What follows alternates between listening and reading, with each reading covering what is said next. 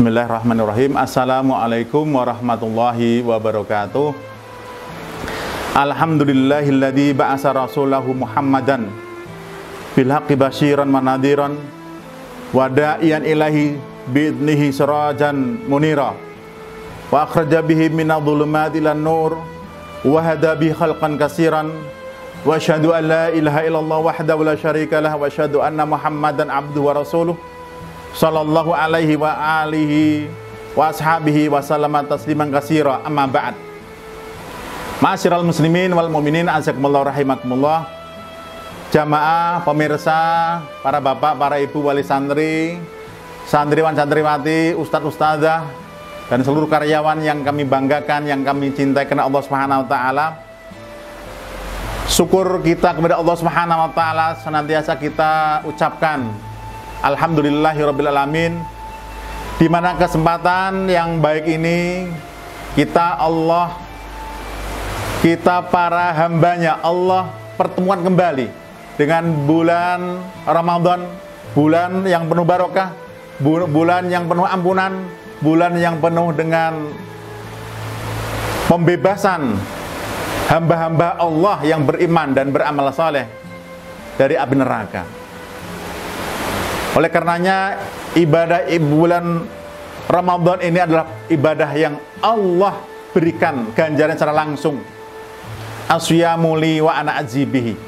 Kutipan dalam hadis tersebut seolah-olah Allah membutuhkan puasa kita, dan secara langsung Allah yang akan membalas balasan yang tidak bisa terhitung, anugerah dari Allah Subhanahu wa taala terhadap hamba-hambanya yang menunaikan ibadah puasa dengan khidmat, dengan khusyuk dan dengan penuh, yakni syarat rukunnya terpenuhi, hal-hal yang membatalkan ditinggalkan. Ma'asyiral muslimin wal mu'minin, azakumullah rahimakumullah. Islam ada 5 rukunnya.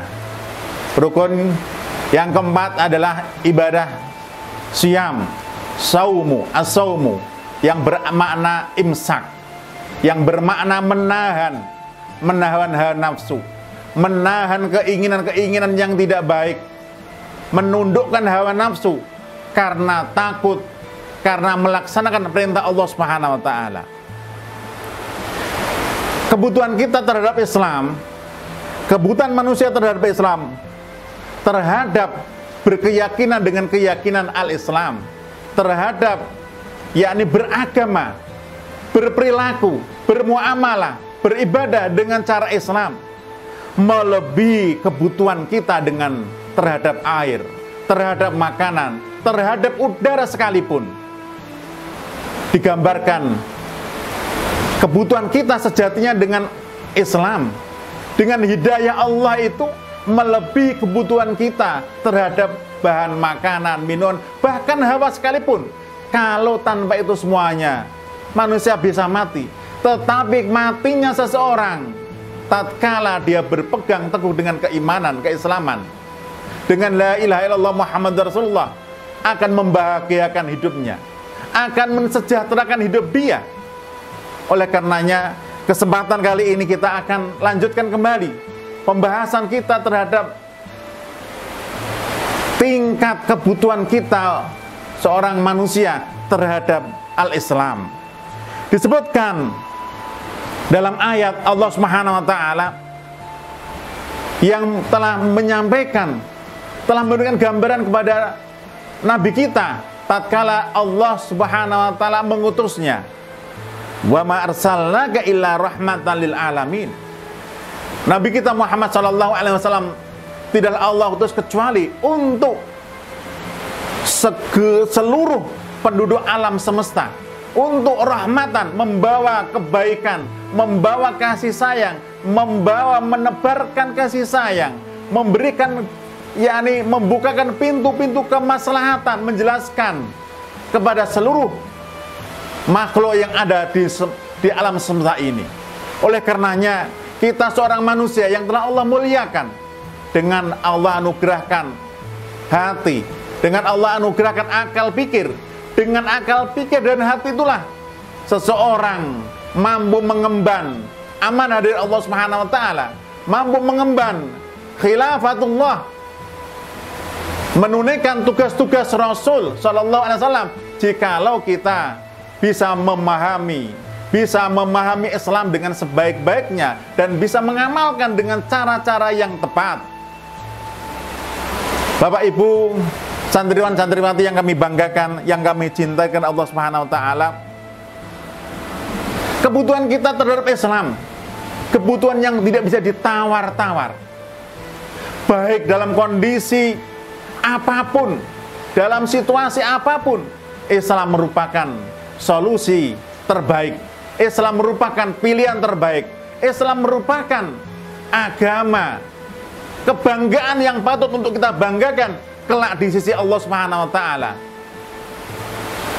Terlebih-lebih Allah Subhanahu wa taala tidaklah menciptakan kita semuanya kecuali hanyalah untuk tunduk, untuk melaksanakan perintah Allah Subhanahu wa taala. Wa ma khalaqtul jinna wal insa illa liya'budun. Dan aku tidak ciptakan jin dan manusia kecuali untuk tunduk melaksanakan perintah-perintahku yang ada di dalam ajaran Islam, beribadah kepada Allah Subhanahu wa taala.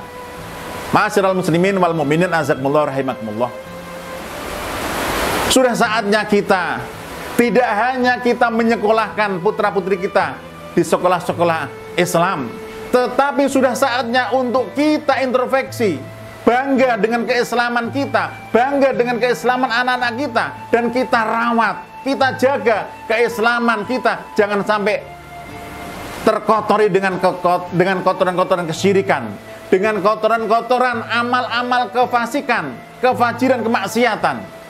Oleh karenanya, selalu terus-menerus kita tajdid, kita perbarui keimanan kita dengan sering-sering mengucapkan la ilaha illallah Muhammadar Rasulullah. Jadidu imanakum bila ilaha illallah Muhammadar Rasulullah. Perbaurilah keimanan, keislaman kalian dengan selalu mengucapkan la ilaha illallah Muhammadar Rasulullah. Sebagai penutup, mangkana akhir kalami la ilaha illallah dakhala jannah. Siapapun yang akhir ucapannya la ilaha illallah, tidak ada Tuhan yang berhak disembah kecuali Allah, dijamin dia masuk surga. Semoga kita semuanya akhir dengan husnul khatimah, bisa sama-sama masuk surga Allah Subhanahu wa taala. Semoga bermanfaat. Aku qouli hadza. Wassalamualaikum warahmatullahi wabarakatuh.